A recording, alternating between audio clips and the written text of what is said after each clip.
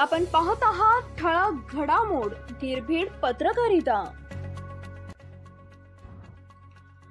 धक्कादायक 30 लाखांच्या खंडणीसाठी अपहरण करून साडूलाच संपवले। सिल्लोड तालुक्यातील घाटनांद्रा येथील एका तरुणाने शेअर मार्केटमध्ये 30 ते 40 लाख रुपये गमावले। कर्जबाजारी झालेल्या या तरुणानं पैशांसाठी गावातीलच चुलत साडूचे अपहरण करून नातेवाईकांना 30 लाख रुपये खंडणी मागितली होती। मात्र खंडणी मिळाली नसल्यानं चुलत साडूचा खून करून मृतदेह शेतातील बांधावर पुरून टाकल्याची सुन्न करणारी घटना तालुक्यातील घाटनांद्रा इथं 25 सप्टेंबर रोजी उघडकीस आली।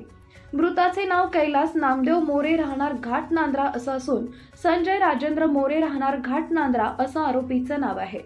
घाटनांद्रा येथील सेवानिवृत्त सैनिक नामदेव बुरकाजी मोरे यांचा मुलगा कैलास नामदेव मोरे वय वर्ष 35 हा शनिवार दिनांक 21 रोजी सकाळी 10 वाजल्यापासून अचानक बेपत्ता झाला होता।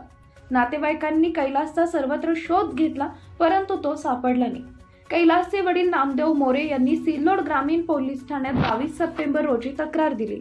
त्यावरून पोलीस अधीक्षक doctor Vinay Rathod, upper police अधीक्षक संजय लांजेवार यांनी स्थानिक गुन्हे शाखेकडे हा तपास दिला।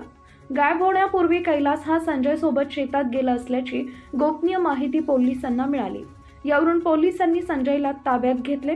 पोलिसी खाक्या दाखवतात संजयनं 30 लाखांच्या खंडणीसाठी कैलासचा खून केल्याची कबुली दिली। या प्रकाराचा तपास करणारे उपविभागीय पोलीस अधिकारी दिनेश कोल्हे हे स्वतः गावात तळ ठोकून असल्याने गावात छावणीचे स्वरूप आले होते। कर्ज झाल्याने मागितली खंडणी, पण माझ्यावर कर्ज झाले होते, पैसे कुठून आणायचे या विचारत असताना कैलासला शेतात नेऊन पैशाची मागणी केली, पण त्यानं पैसे दिले नाहीत। त्यामुळे कैलासचा तारेने गळा आवळून खून केला। त्यानंतर 30 लाख रुपये तैयार रखो वरना कैलास की लाश भी नहीं मिलेगी असा मेसेज केल्यास कैलासच्या भाच्याला करून मृतदेह शेतातील मका पिकात लपवून ठेवले। पैसे मिळाले नसल्याने दुसऱ्या दिवशी मृतदेह शेताच्या बांधावर खड्डा खोदून पुरल्याची कबुली संजयनं दिली। रात्रीच खड्ड्यातून मृतदेह बाहेर काढला।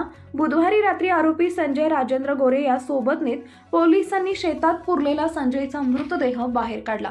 मृतदेह कुजलेला असल्याने वैद्यकीय अधिकाऱ्यांनी जागेवरच पंचनामा केला। त्यानंतर मृतदेह नातेवाईकांच्या ताब्यात देण्यात आला। मृत कैलासच्या पश्चात आई वडील, पत्नी, 2 मुले, 1 मुलगी असा परिवार आहे।